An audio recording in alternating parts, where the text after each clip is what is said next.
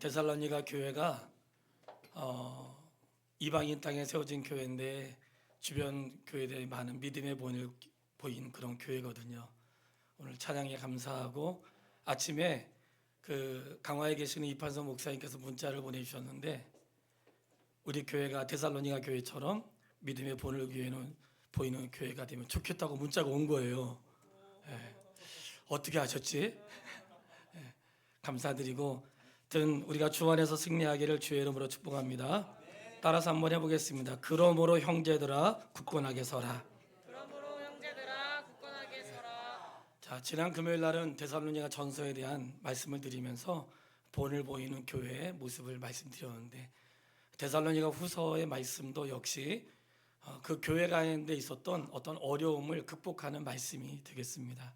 서신서라고 하는 것은 편지인데 각 교회의 어떤 이야기를 듣고 그 교회가 당면하고 있는 문제들, 어려움, 신앙의 갈등, 고민들에 대해서 하나님이 사도 바울을 통해 하나님 말씀을 그 교회에 전해서 그 말씀으로 이 어려운 환경을 극복하기 위한 말씀이 서신서가 되겠습니다.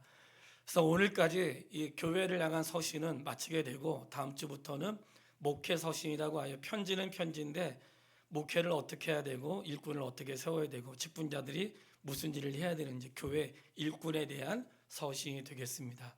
자, 그 가운데 오늘 형제들아 굳건하게 서라. 먼저 살펴보겠습니다. 데살로니가 전서 앞장에 3장 2절로 3절 말씀을 같이 보겠습니다.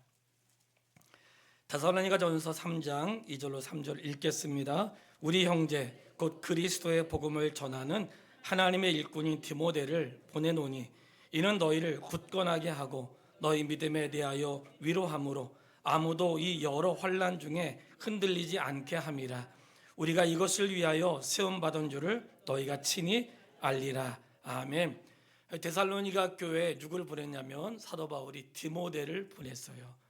디모데를 보낸 이유는 바울이 갈 수 있는 형편이 안 되기 때문에 디모데를 대신 보내서 교회의 형편을 살펴보고 교회가 갖고 있는 어려움들을 들은 다음에 디모데를 통해서 그 교회가 어떻게 해야 되는지 서신을 쓴 거예요. 오늘 하나님께서 주의 종들을 왜 이 시대에 세웠는가?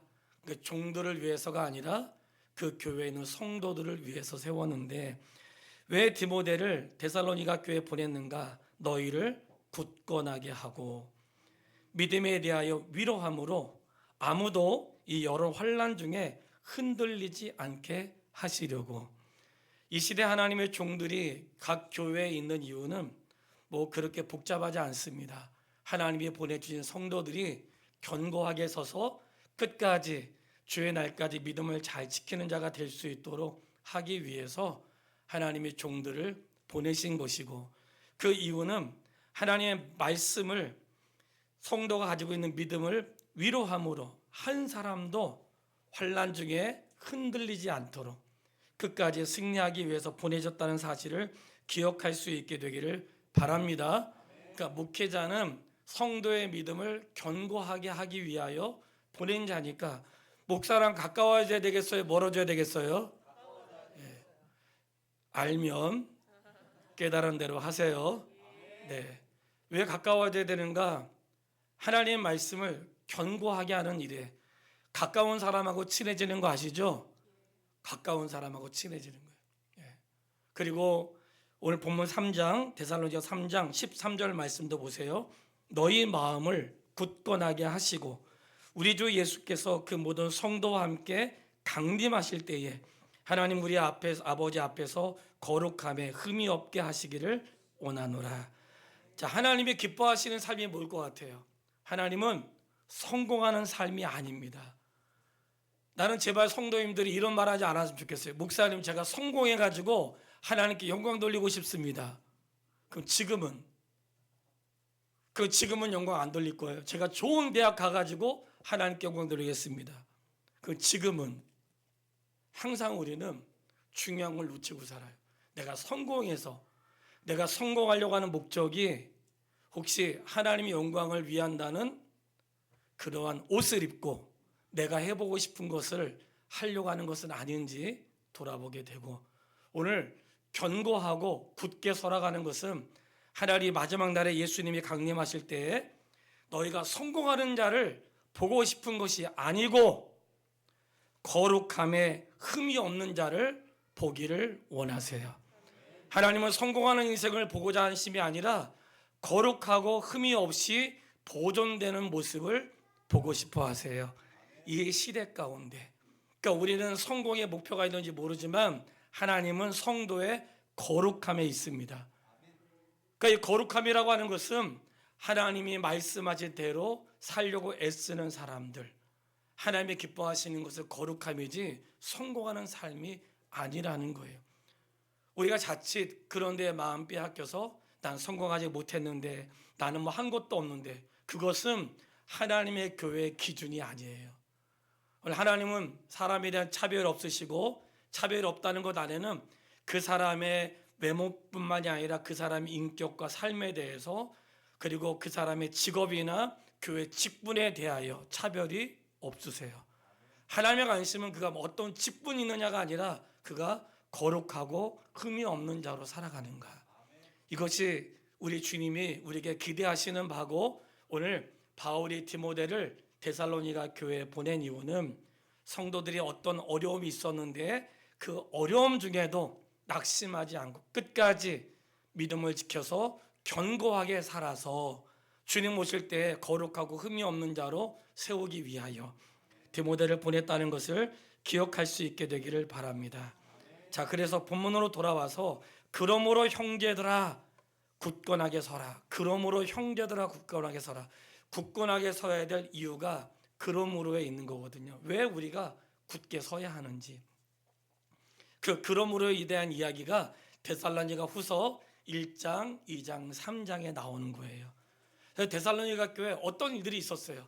서신을 쓰게 된 가장 중요한 요인은 데살로니가 교회에도 오늘 우리 ALL의 찬양단이 했던 것처럼 이 찬양에 보면 그들에게는 무엇이 있었냐면 믿음의 역사와 사랑의 수고와 소망의 인내가 있었습니다. 그것이 믿는 자들에게 본이 되었다는 거예요. 그들에게는 믿음의 역사가 있었고 사랑의 수고가 있었고 소망의 인내가 있었는데, 이 믿음의 역사라고 하는 것은 내가 예수를 믿음으로 엄청난 역사를 이루는 것을 말하는 것이 아니라 하나님께서 이루신 믿음을 소유하고 있는 것을 믿음의 역사라고 하는 거예요. 우리는 우리 교회가 무엇을 이루었어, 이게 자칫 우리가 이룬 것으로 오해할 때가 있어요. 우리가 뭔가 성공했고 우리가 드디어 이루어냈고, 믿음의 역사라고 하는 것은 우리가 이룬 것도 믿음의 역사가 될 수 있지만 성경이 말한 믿음의 역사는 그가 이루신 믿음을, 역사를 우리가 믿음으로 받아들이는 거예요. 주님이 행하신 일을 믿음으로 받아들이는 것을 믿음의 역사라고 하는 거예요.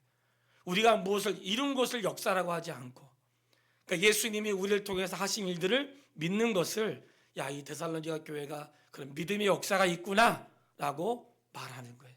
이 믿음의 역사가 그들에게 있었는데 언제 있었는가? 그들은 환난을 당하는 가운데 있었고, 환난 중에 성도들이 고난을 받으니까 예수 믿는데 고난 받는 게 맞는가?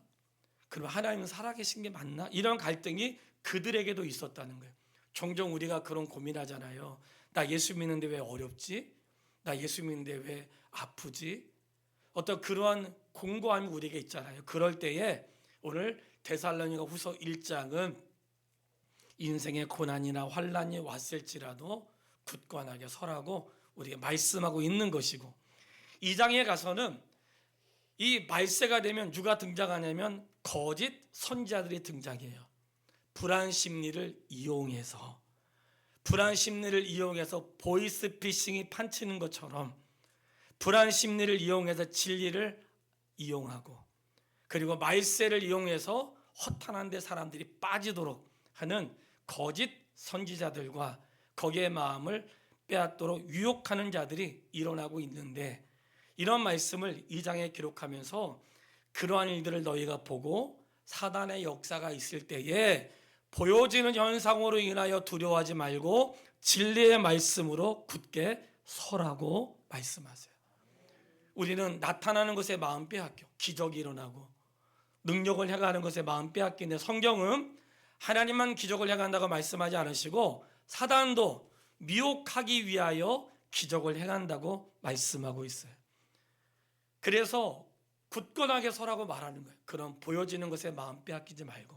3장에 가서는 성도들의 신앙생활을 보니까 전부 다 똑같이 사는 게 아니에요.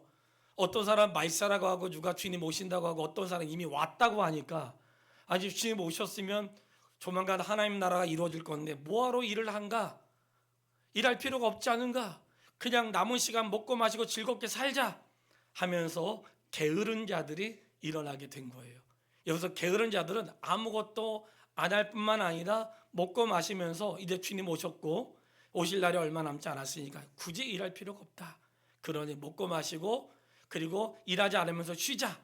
이런 분위기가 그 안에 일어났던 거예요. 이런 분위기 속에서 믿음을 갖고 있는 성도들이 갈등하는 거예요. 그럼 나는 어떻게 살아야 되지? 주님 오셨다는데. 이런 고민을 갖고 있는 그때에 사도 바울을 통해 그런 것을 볼지라도 굳건하게 서서 먹기 싫은 일하기 싫은 자는 먹지도 말고 주께서 원하시는 것은 주님 오시는 그날까지 각자 주어진 일들을 감당하는 것입니다. 하나님 오신다고 하여 하던 일을 멈추고 어떤 장소에 모이거나 하던 일을 멈추고 재산을 정리하고 뭐 사는 게 아니고 우리는 있는 모습 그대로 그날을 맞이하는 거예요. 이러한 갈등과 고민 속에 있는 성도들에게 바울의 서신을 보내면서 끝까지 굳건하게 서야 될 이유를 말씀하고 있는 거예요. 그래서 그러므로 형제들아 굳건하게 서서는 1장, 2장, 3장에 있는 그 내용들이 그러므로가 되는 거예요.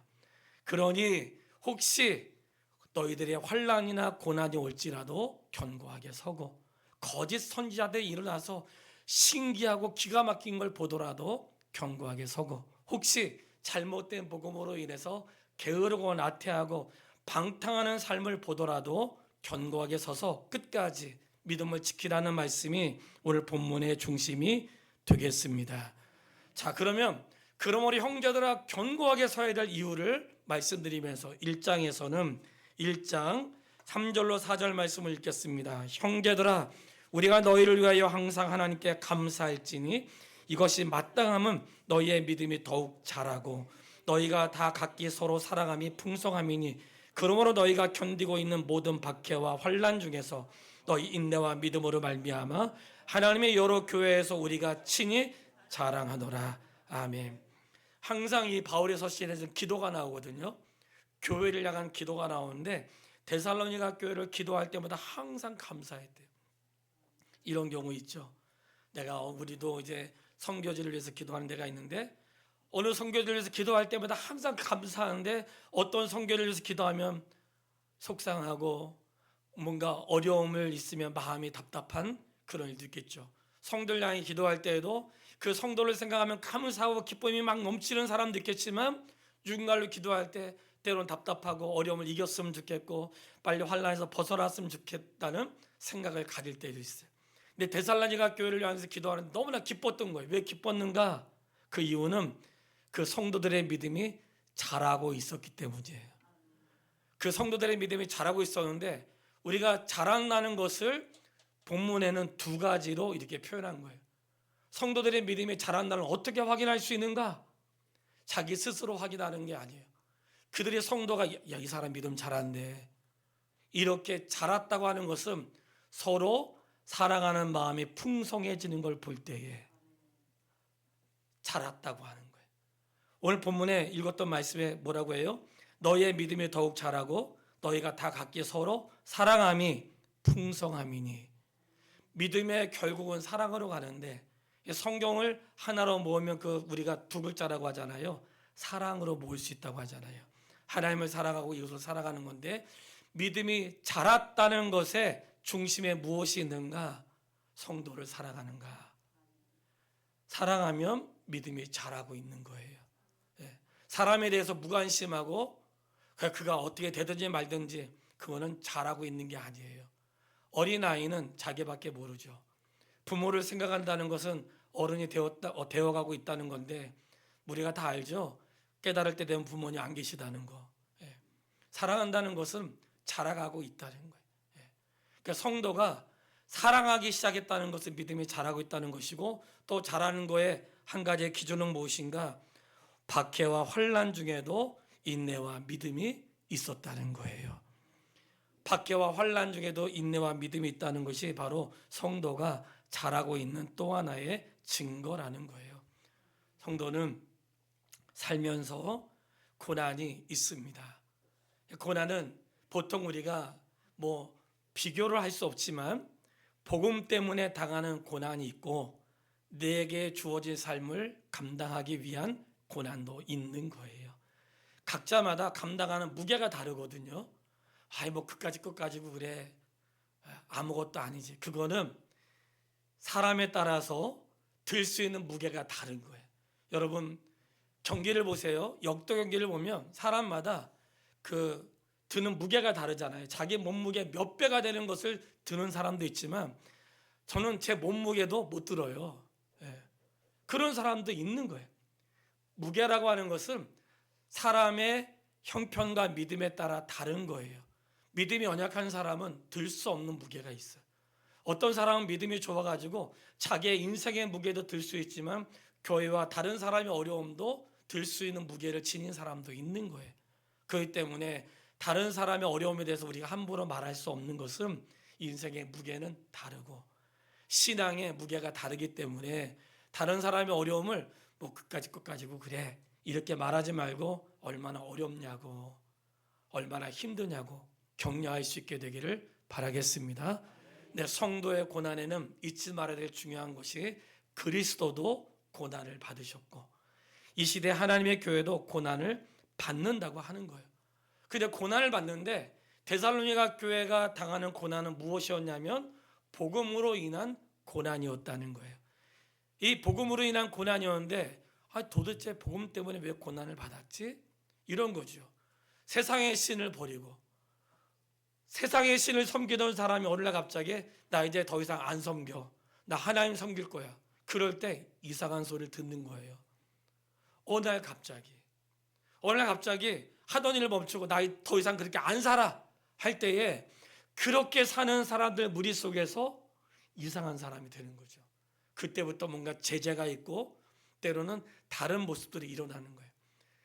데살로니가 교회가 세상 속에 있는 같은 사람으로 살다가 오늘날 진리를 듣고 나니까, 이렇게 사는 것은 진리로 사는 게 아니구나, 우상을 섬기고 사는 것은 진리로 사는 게 아니구나, 진리가 있는 것이구나 하고 세상의 신을 버리고 진리 안에 돌아섰을 때에 어려움을 겪기 시작했어요.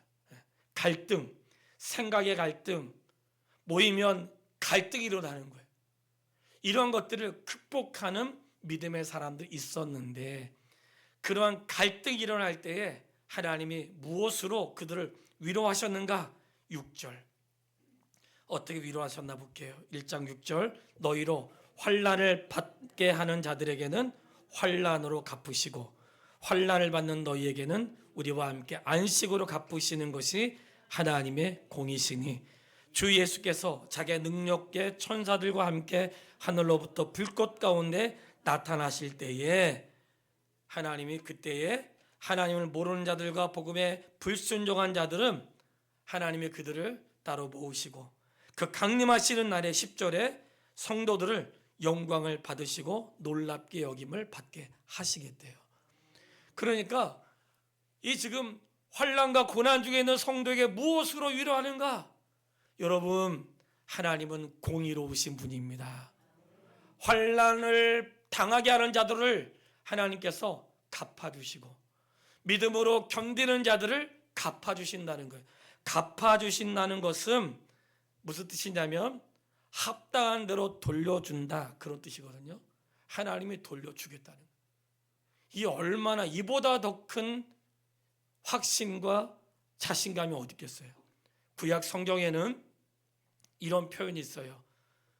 구약의 율법에는 잘못하면 눈은 눈으로, 이는 이로, 생명은 생명으로, 이렇게 들으면 와, 하나님 무섭다. 눈 잘못하면 눈 뽑아, 이 잘못하면 이 뽑아. 이렇게 한다면 우리 중에 남아있을 사람이 없겠죠.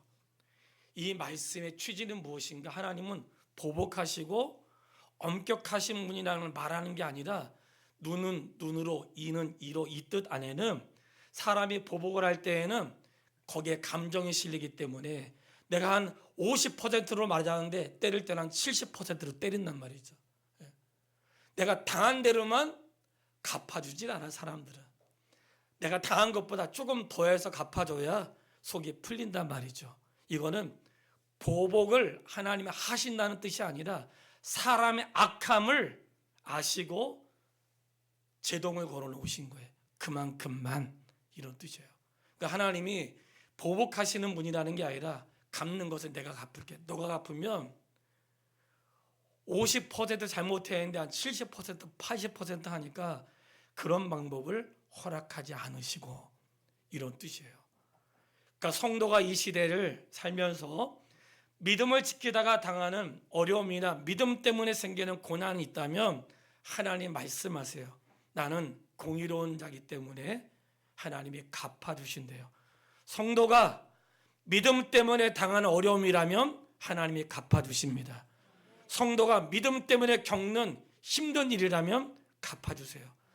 주의를 하면서 힘들지 않는 사람이 있다면 거짓말이라고 표현해야 될지 모르겠지만 사실이 아니죠. 우리가 주의 일은 힘든 게 있어요. 뭐 음악을 하거나 봉사하거나 모든 모임에는 어려움이 있어요. 그래서 다음 주에 오래 참음에 대해 말씀을 드리려고 해요. 왜냐하면 사도 바울이 자신을 얘기하면서 이렇게 얘기한 거예요. 참 그 비유가 너무나 기가 막힌데 지금 생각나서 말씀을 드리는데요. 이 오래 참음에 대해 다음 주에 말씀을 드릴 텐데 사도 바울이 왜 나 같은 자를 하나님이 구원하셔서 예수 믿게 하셨는가를 이 디모데 전서에서 말씀하거든요. 왜 그렇게 얘기했는가? 그 중심에는 나도 구원받은 사람이 됐어 라고 하는데 있지 않고, 그 말씀은 나 같은 사람도 구원받았다면 너는 어떻겠니? 그런 뜻인 거예요. 근데 그 안에 뭐냐면 하나님의 오래 참으심으로, 하나님이 얼마나 나를 향해서 오래 참으셨으면, 이런 뜻인 거예요. 이 말씀 뭐겠어요? 성도님, 주회를 하다 보면 어려움은 있는 거고 환난이나 박해라는 것은 믿음 때문에 오는 어려움이거든요. 혹시 그런 어려움을 겪었을 때에 주님이 오실 날이 있다는 거예요. 불꽃 같은 눈으로 지켜보시고 또 하늘로부터 불꽃 가운데 나타나신다는 거예요. 그러니 굳건하여 흔들리지 말고 견고히 서라고 우리가 말씀하고 있는 것입니다. 성도가 신앙생활하다가 위기와 어려움을 겪고 또 교회에서 직분을 감당하다가 어려움이 있을 때에 조금만 인내하세요. 반드시 하나님이 갚아주시고 심는 대로 거두는 것은 세상의 법칙이 아니라 하나님의 법칙이고, 하나 심어서 하나 나는 게 아니라 하나 심는 것에 30배, 60배, 100배로 걷는 것이 진리의 법칙이라는 걸 믿으면서 기다릴 수 있는 하나님의 사람 되기를 바랍니다. 자, 굳건하여 서라 했던 두 번째 이유는 2장이라고 했는데, 2장에 보면 주 예수의 강림이 우리 하심 앞에 있는데 이 가짜의 말씀을 전하는 자들이 너무나 많은 거예요. 2장 1절로 2절, 형제들아 우리가 너에게 구하는 것은 우리 주 예수 그리스도의 강림하심과 우리가 그 앞에 모임에 관하여 영어로나 또는 말로나 또는 우리에게서 받았다는 편지로나 주의 날이 이르렀다고 해서 쉽게 마음이 흔들리거나 두려워하거나 하지 말아야 한다는 것이라. 주의 날이 이르렀다고 어떤 사람들이 말한 거예요. 이미 주님 오셨어. 근데 나는 왜 들림받지 못했지? 이런 마음들을 갖게 된 거예요. 그러니까 누군가로부터 얘기를 들은 거예요. 성도님, 항상 우리의 신앙의 위기는 무엇인가? 누군가로부터 들었다는 거예요. 누군가로부터. 어떤 유명한 사람으로부터 듣고 내가 잘 아는 사람으로부터 들었다는 거예요. 그래서 성경에 뭐라고 말씀하고 있는가? 3절 읽겠습니다. 누가 어떻게 하여도 너희가 미혹되지 말라. 다시 한번 읽겠습니다. 시작. 누가 어떻게 하여도 미혹되지 말라. 여기서 누가 어떻게 하여도는 목사가 무슨 말을 해도 이 말씀도 포함되는 거예요. 왜냐하면 말씀을 벗어나서 다른 말을 한다면 거기에 미혹되지 말라는 거예요. 그러기 위해서는 성도가 하나님 말씀을 알아야 되겠죠. 왜 미혹하는 일들이 일어나는가? 먼저 배교하는 일이 있고, 배반하는 일들이 그리스도를 배반하고 교회를 떠나는 일들이 많이 있다는 거예요. 불법의 사람 곧 멸망의 아들이 나타나기 전에는 그날에 이르지 아니하리니, 주님이 오시기 전에 멸망의 사람, 불법의 사람들이 나타나는데 이 사람들이 나타나야지만 그날이 온다는 거예요. 근데 어떻게 나타나는가?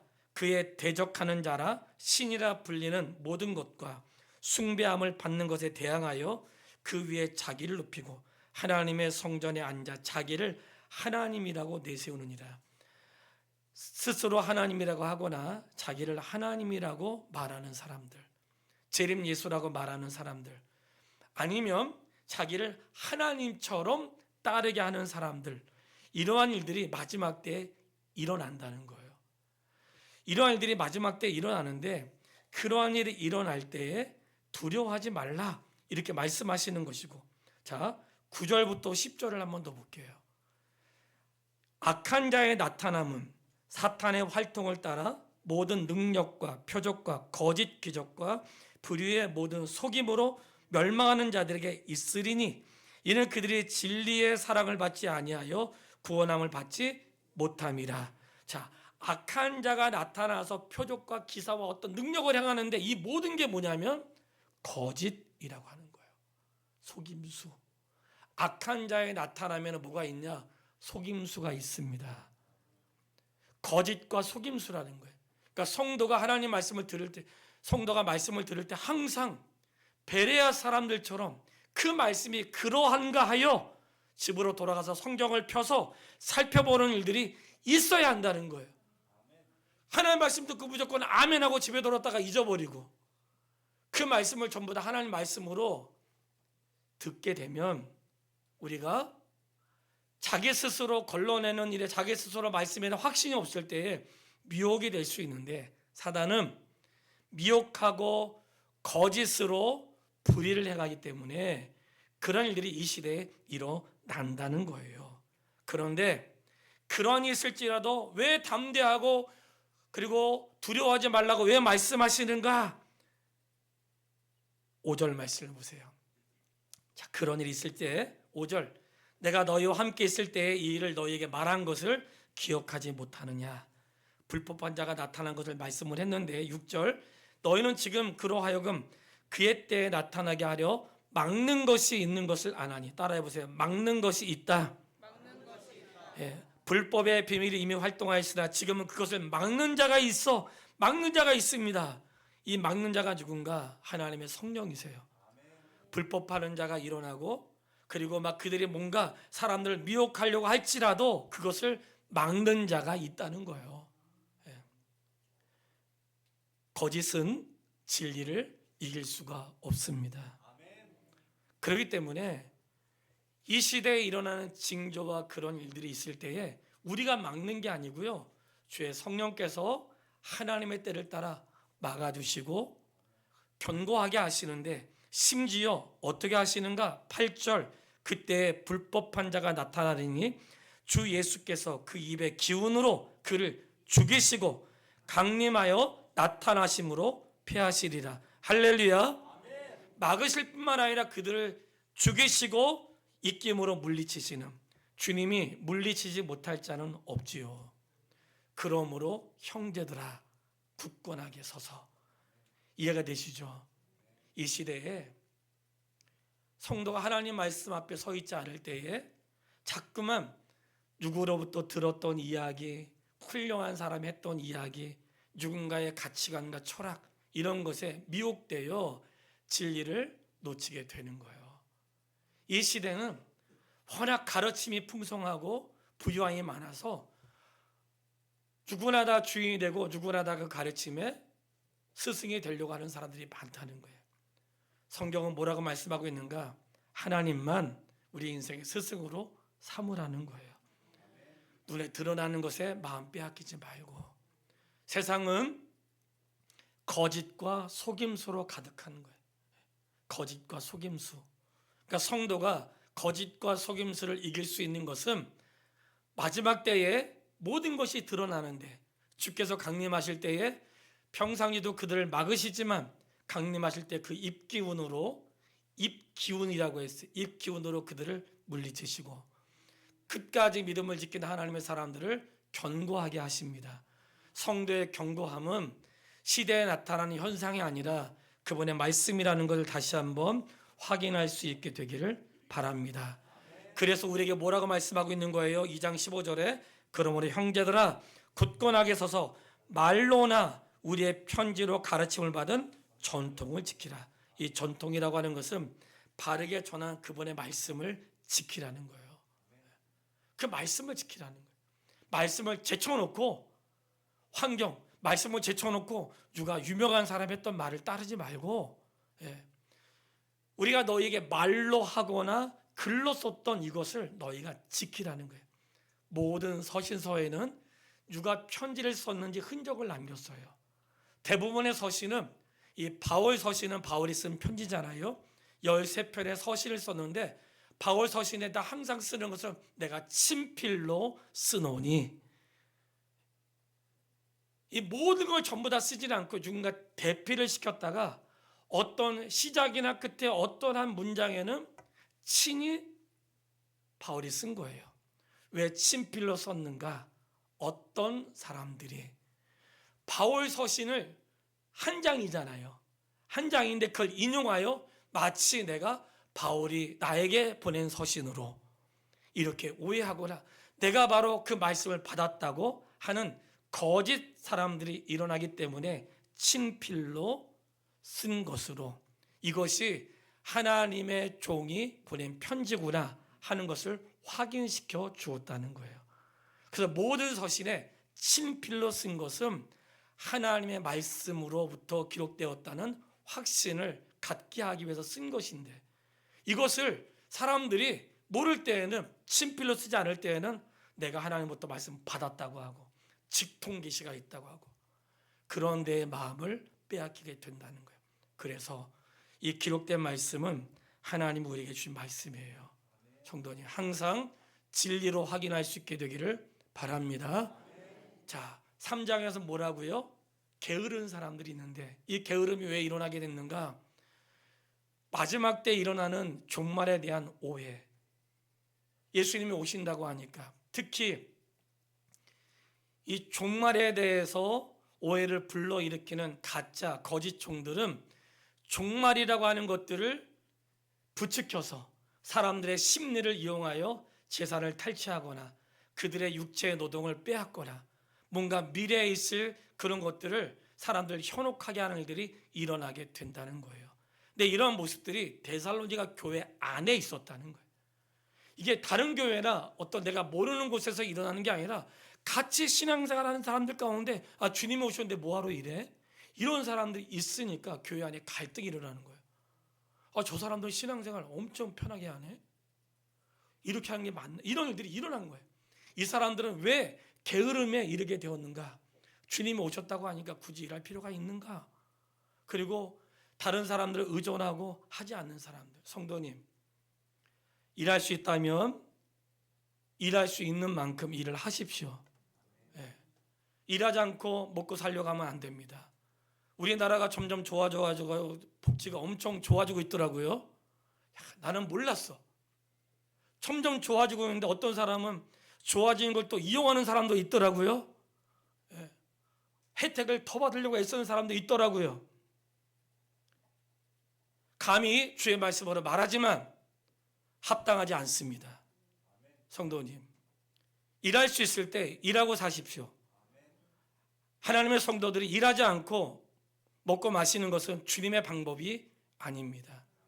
노동은 신성한 것이고 직분에는 귀천이 없고 하나님이 창세기로부터 노동의 신성함을 말씀하시고 심지어는 말씀드렸죠. 일하기 싫거든 먹지도 말라고 했어요. 학생들도 잘 들으세요. 일하기 싫거든 먹지도 말라 이 말은 이렇게 해석할 수 있는 거예요. 공부하기 싫으면 먹지도 마 이놈아. 또 똑같은 말이에요. 오늘부터 굶어야 되겠네. 이 말씀은 어떤 것을 의미하는가? 주님이 오신다고 하여 하던 일을 멈추지 말라는 거예요. 주님이 오신다고 하던 일을 멈추고 남은 시간을 어떻게 살아야 돼요? 성도님, 우리의 남은 시간은 주를 위해 사는 시간들이에요. 내가 여행을 하고 가족을 돌보고 무엇을 하든지 우리의 남은 시간은 주를 위해 사는 시간들이에요.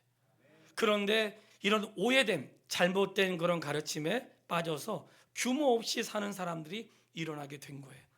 그래서 그들을 향해서 뭐라고 말씀하고 있는가? 3장 6절, 형제들아, 분명히 형제들이라고 얘기했어요. 데살로니가 교회 있는 성도들에게 우리 주 예수 그리스도의 이름으로 너희를 명하노니, 명하는 건 명령한 거예요. 게으르게 행하고 우리에게서 받은 전통대로 행하지 않는 모든 형제에게서 떠나라. 왜냐하면 왜 떠나러 가냐면 관계를 끊으라는 게 아니라 영향을 받을 수 있으니까.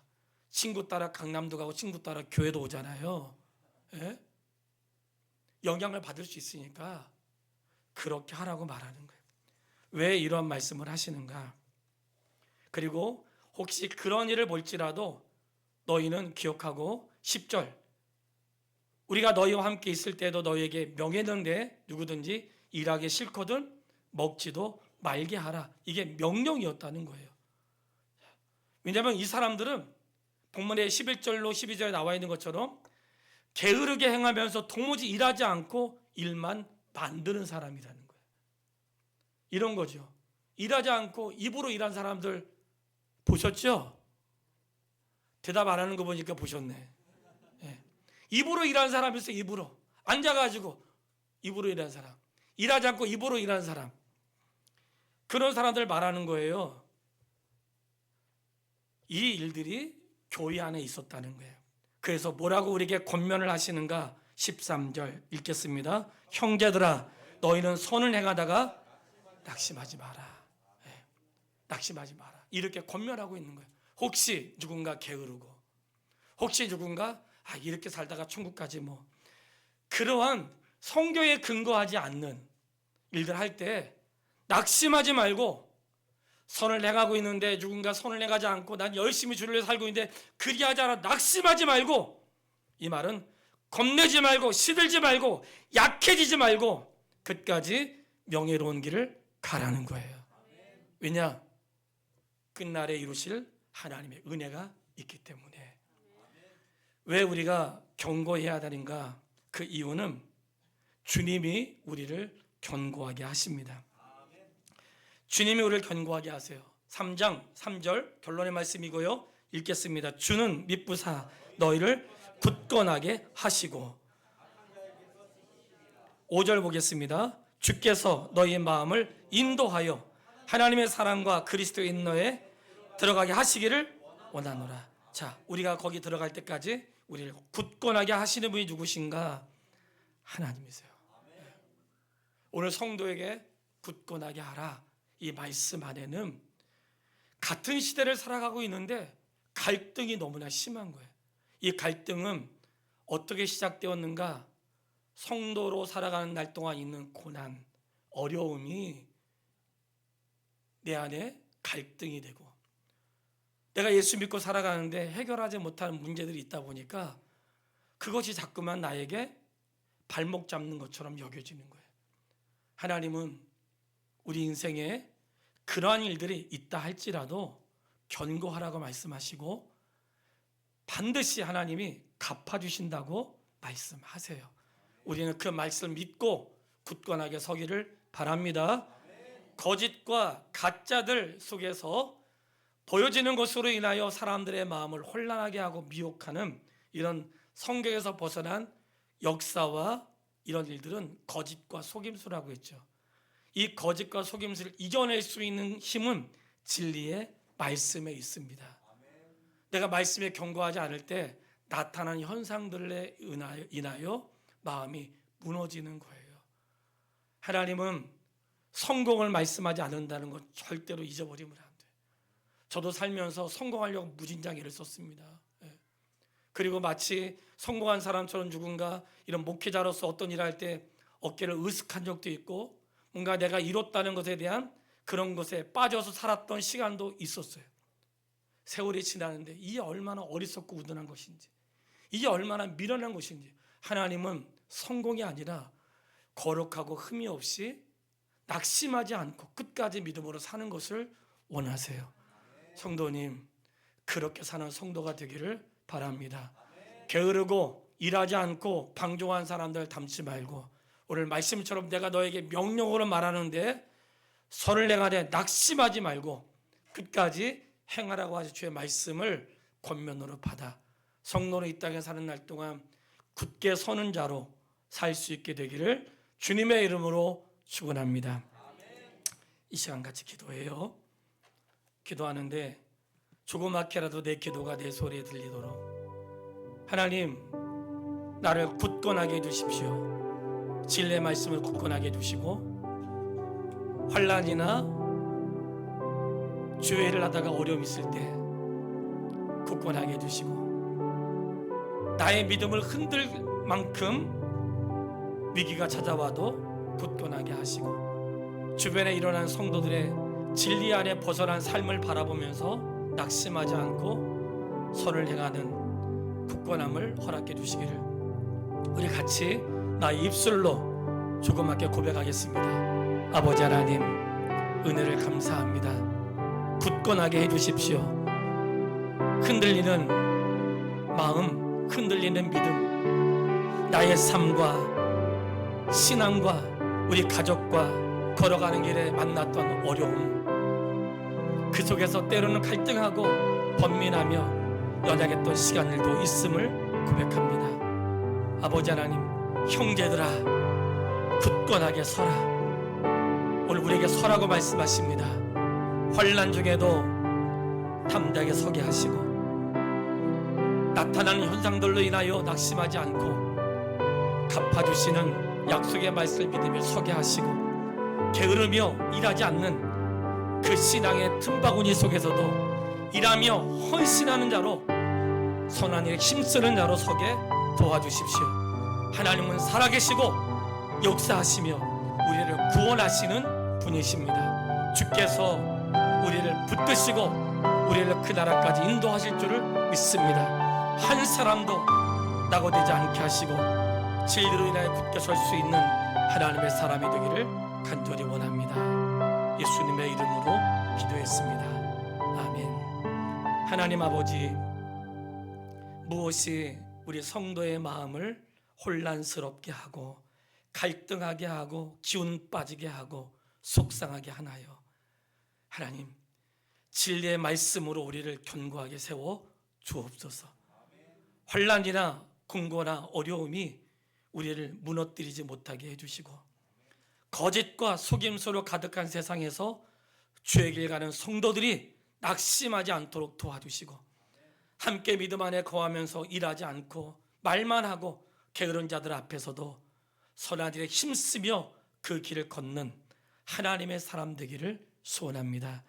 오늘 우리의 예배와 드려진 예물을 흠양하여 주시며, 하나님, 우리가 드린 것으로 내 할 바를 다했다고 말하는 성도 되지 않게 하시고, 허락하신 말씀을 한 주간도 살아낼 수 있는 용기와 은혜를 허락하여 주시옵소서. 예수님의 이름으로 기도했습니다. 아멘. 620장 3절 일어나서 찬양 드리겠습니다.